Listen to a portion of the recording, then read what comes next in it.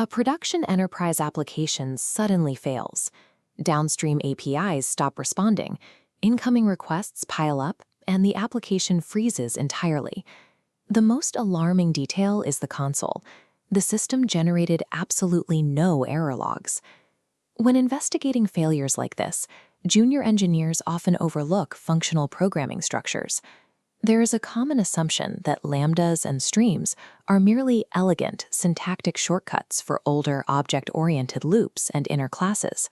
That assumption is incorrect. Java's functional constructs rely on highly complex, invisible bytecode instructions that execute entirely differently than traditional imperative code.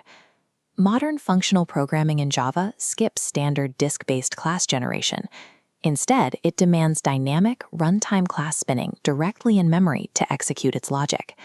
Treating these deep architectural changes as mere syntax is dangerous.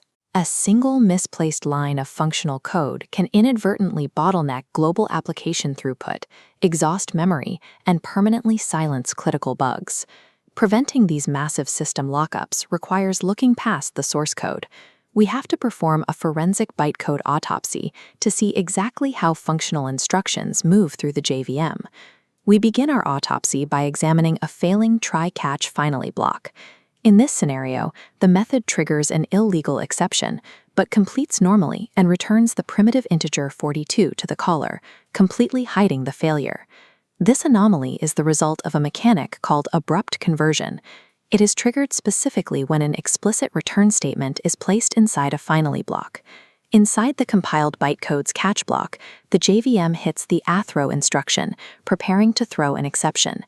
Due to abrupt conversion, the execution pointer instantly abandons the throw, routing into the finally block. The ireturn instruction then forcibly clears the operand stack, permanently destroying the exception trace. This low-level bytecode interaction is a severe anti-pattern. By entirely overwriting error states in memory, it silences critical application bugs, leaving no trace for debugging. The way the JVM handles lambda expressions is equally deceptive. The compiler does not treat a lambda as an anonymous inner class. If it did, compiling thousands of lambdas would generate thousands of distinct .class files on disk. Loading them would quickly flood the JVM's metaspace and exhaust the heap with short-lived metadata. To prevent memory exhaustion, the JVM uses a specialized bytecode instruction introduced in Java 7, invokedynamic, or IND. Watch invokedynamic execute. It points to LambdaMetafactory, which dynamically spins a lightweight wrapper class inside memory. This returns a method handle, which is tightly bound and cached. For subsequent loops, the JVM bytecoses the factory entirely, invoking the cached pointer directly at native speed. Decoupling lambdas from standard disk-based object generation allows the JVM to execute high-volume functional programming without immediate memory exhaustion. Java streams operate as declarative, structural pipeline recipes.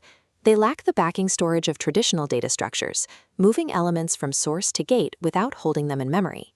Operations on this pipeline fall into two categories. Intermediate operations, like filter or map, are lazy, appending only structural descriptors. Terminal operations, like collect or find first, are eager, triggering the actual execution. This vertical pipeline maps loop fusion. Instead of mapping an entire collection horizontally, the JVM processes individual elements vertically. A single data element drops through the entire chain as intermediate operations, filtering, mapping, and evaluating, before the very next element is allowed to move. Processing elements one by one enables a logic-gated execution known as short-circuiting. Because of this, execution halts the exact millisecond a terminal condition is met. The remaining thousands of unnecessary calculations across the dataset are instantly discarded. Understanding loop fusion proves that streams are highly optimized execution paths, explicitly designed to prevent massive memory bloat when querying large datasets. The parallel stream command introduces significant performance risks in multi-threaded environments, despite its outward simplicity. Parallel streams feed directly into the globally shared ForkJoinPool.common pool, holding exactly one thread less than the system's logical cores. If a blocking I/O operation enters a parallel stream, it instantly locks the carrier threads. Starving this shared pool entirely freezes unrelated asynchronous operations across the whole application. Beyond blocking operations, performance is also dictated by the splitterator, the mechanism that recursively divides datasets into structural halves to form task trees. The speed of a parallel stream depends entirely on the efficiency profile of the underlying data structure being split. This split screen compares two structures. Top, array-backed structures like array lists have exact index coordinates, allowing the splitterator to execute an instant, zero-overhead mathematical split cleanly in half. Bottom, linked lists are highly inefficient. They cannot be sliced without manually forcing the JVM to traverse every single node link sequentially. Running a parallel stream on an inefficient data structure, or allowing it to execute blocking operations, converts a speed enhancement tool into a catastrophic global bottleneck. The shared nature of the ForkJoinPool and the recursive mechanics of the splitterator necessitate strict operational rules during architecture blueprints. This leads to the first mandate: absolute state neutrality. Functions passed into stream operations must be completely stateless. Designing them this way is the only reliable method to prevent severe race conditions during execution. Modifying an external shared collection variable, like adding items to an array list inside a .forEach block, introduces immediate visibility bugs unless it is heavily guarded by explicit synchronization locks. The second mandate is to avoid nested side effects entirely. Keep Lambda expressions purely declarative. This code snippet demonstrates the standard. If a Lambda expression stretches across multiple lines or relies on complex try-catch sequences, it must be refactored out into an explicit, well-named method reference to preserve clean code tracking. Effective senior-level functional programming demands a deep understanding of bytecode optimization, lazy evaluation, and global thread allocation.